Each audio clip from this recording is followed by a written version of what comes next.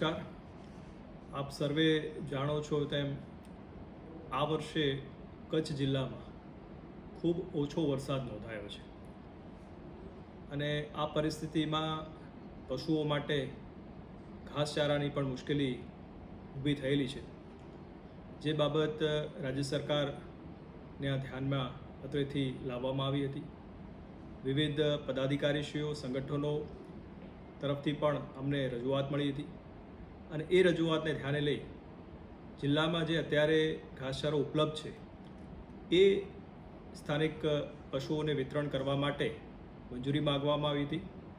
માનનીય મુખ્યમંત્રી શ્રી ભૂપેન્દ્રભાઈ પટેલના માર્ગદર્શનમાં ખૂબ સહાનુભૂતિપૂર્વક વિચારણા થઈ અને આ જે ઘાસચારો છે એ પશુપાલકોને એમના પશુઓ માટે વાપરવા દેવાની મંજૂરી પણ આપવામાં આવી છે.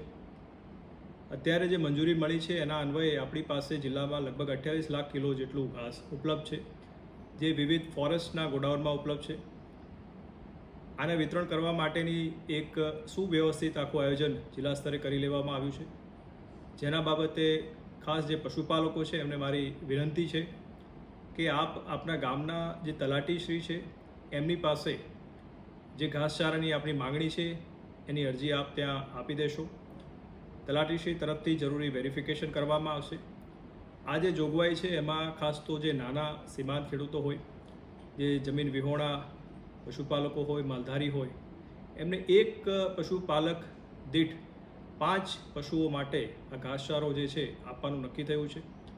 એક પશુને દૈનિક ધોરણે 4 કિલોગ્રામ જે છે એ ઘાસચારો ₹2 પ્રતિ કિલોના રાહત દરથી આપવામાં આવશે.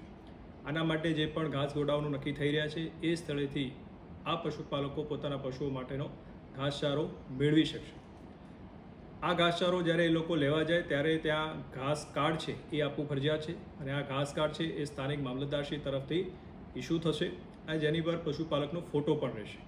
એટલે આ સમગ્ર પ્રક્રિયા છે એના માટે ફોરેસ્ટ વિભાગ, અમારા મહેસૂલી તંત્ર, સ્થાનિક તલાટી એ બધા સાથે સંકલન કરીને આગામી દિવસમાં ઝડપમાં આપણે આ ઘાસચારો છે વિતરણ શરૂ કરી શકીએ એના માટેની તમામ તૈયારીઓ અત્રેથી કરી લેવામાં આવી છે.